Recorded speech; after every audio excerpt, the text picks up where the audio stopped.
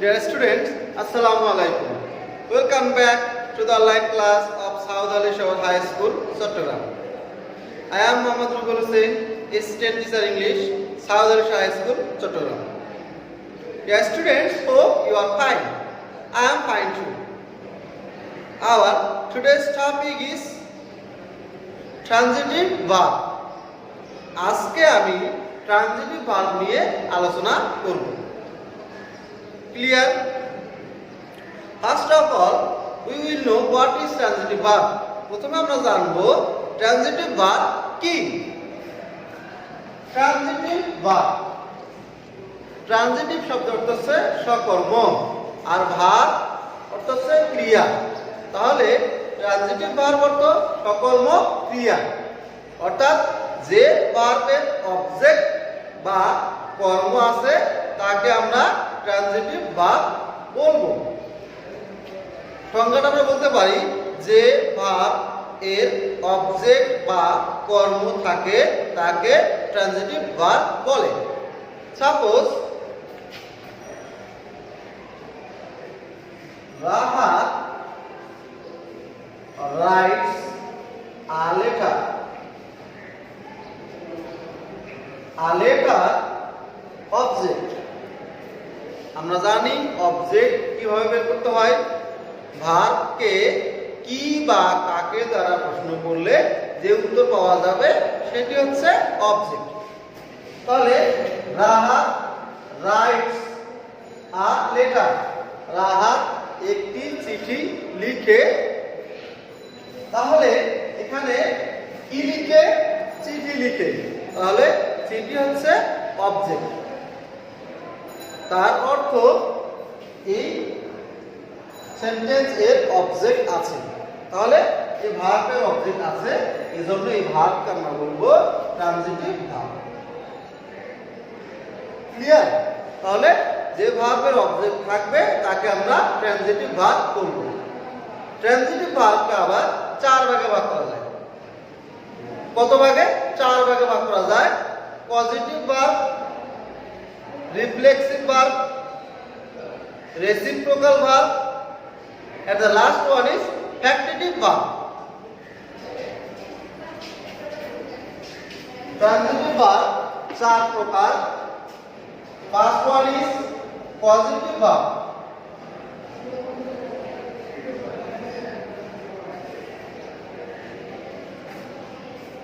Positive verb, reciprocal verb,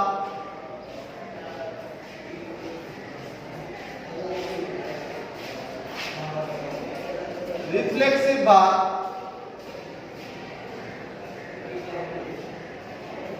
and the last one is active verb.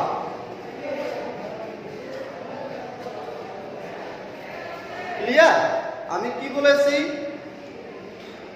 চার প্রকার: positive, reciprocal, reflexive and factitive. Clear?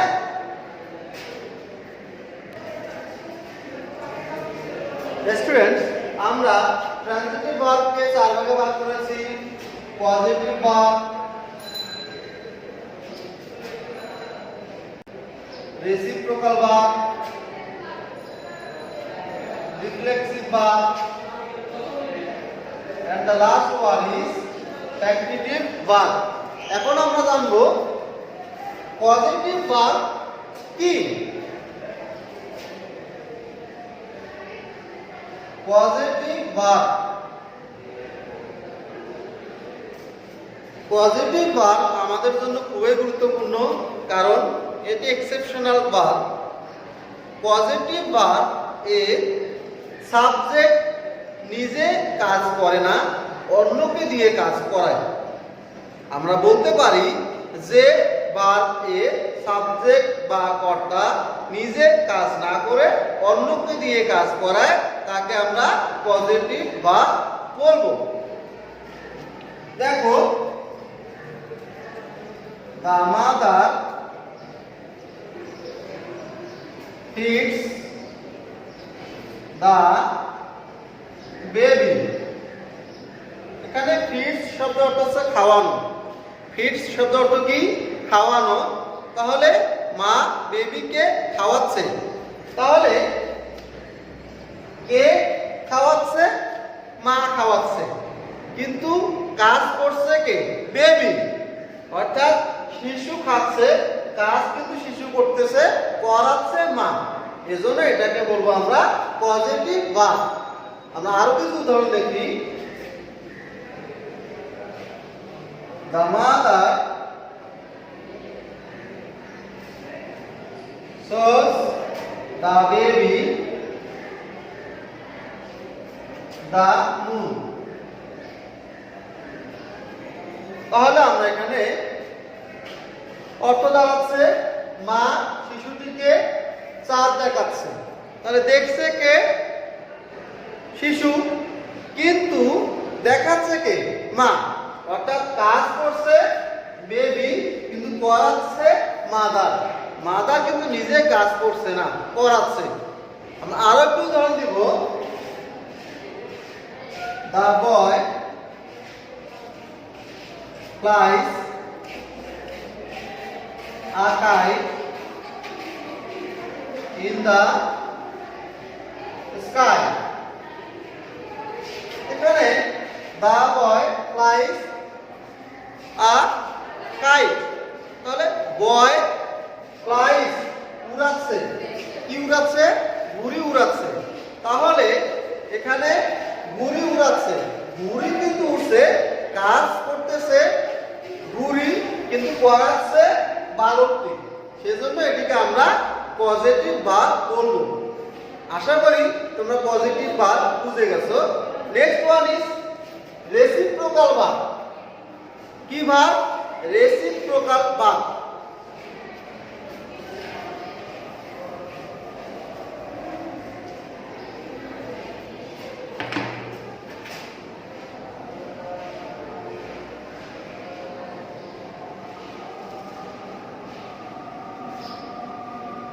Reciprocal verb reciprocal pronoun খুব related.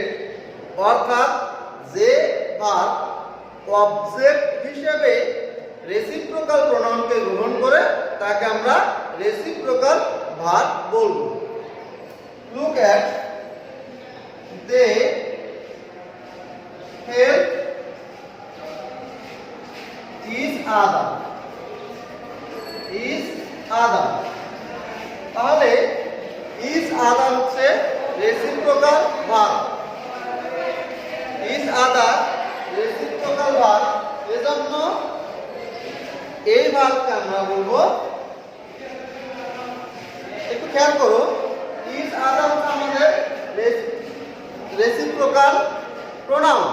Reciprocal pronoun এই ভার্বের object হিসেবে ব্যবহৃত হওয়ায় আমরা এই ভার্বকে বলবো রেসিপ্রোকাল ভার্ব।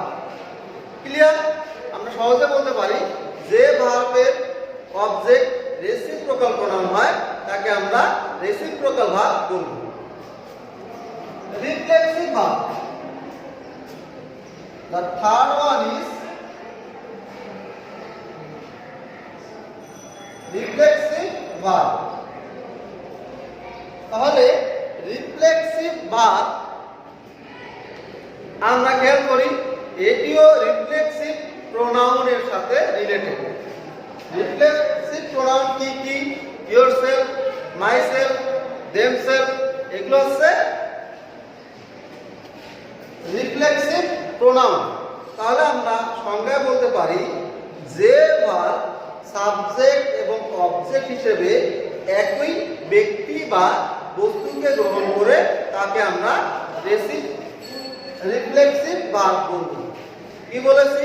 যে ভার্ব একই ব্যক্তি বা বস্তুকে সাবজেক্ট কিংবা একই ব্যক্তি বা বস্তুকে অবজেক্ট হিসেবে গ্রহণ করে তাকে কি করব?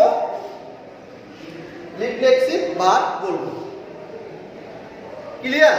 রিফ্লেক্সিভ ভার্ব হচ্ছে সাবজেক্টও যা থাকবে, অবজেক্টও সেম ব্যক্তি বা বস্তু থাকবে। ক্লিয়ার? যেমন he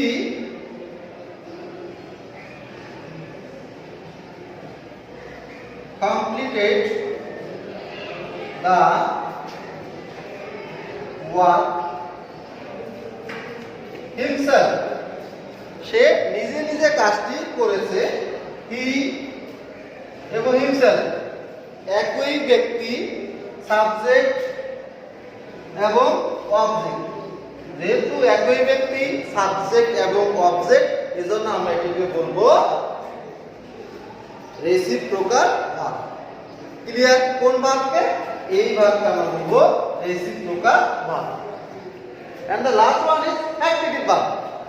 ফ্যাক্টিটিভ ভার্ব তোমরা অনেকে নাও শুনতে পারো, কারণ ভার্বগুলো আসলে এত ডিপলি খুব কম পড়ানো হয়, বা তোমরা সহজে শুধু অক্সিলিয়ারি ভার্ব আর প্রিন্সিপাল ভার্ব, কিন্তু ডিপলি পড়তে গেলে তোমাকে ফ্যাক্টিটিভ ভার্ব জানতে হবে। ফ্যাক্টিটিভ ভার্ব আমরা এখন জানবো।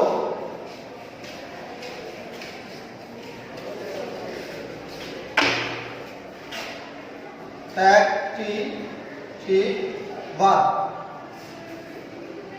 আমরা জানি ট্রানজিটিভ ভার্বের অবজেক্ট আছে, কিন্তু অবজেক্ট থাকার পরেও কিছু কিছু ট্রানজিটিভ ভার্ব সম্পূর্ণ অর্থ প্রকাশ করতে পারে না। অর্থাৎ সম্পূর্ণ অর্থ প্রকাশ করতে কিছু অতিরিক্ত ওয়ার্ডের প্রয়োজন হয়, ওগুলোকে আমরা বলবো ফ্যাক্টিটিভ ভার্ব। তোমরা খেয়াল করো, উই ইলেক্টেড হিম, আমরা তাকে নির্বাচিত করেছিলাম। কি নির্বাচিত করেছিলাম? চেয়ারম্যান। এটি হচ্ছে অতিরিক্ত ওয়ার্ড এবং সম্পূর্ণ করতে কি লেগেছে? একটা ওয়ার্ড লেগেছে। এই ওয়ার্ডটা অতিরিক্ত লাগার কারণে এই ভার্বটিকে আমি বলবো ফ্যাক্টিটিভ ভার্ব। ক্লিয়ার?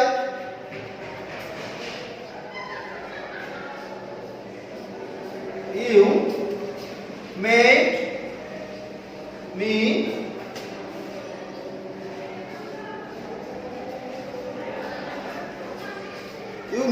nervous.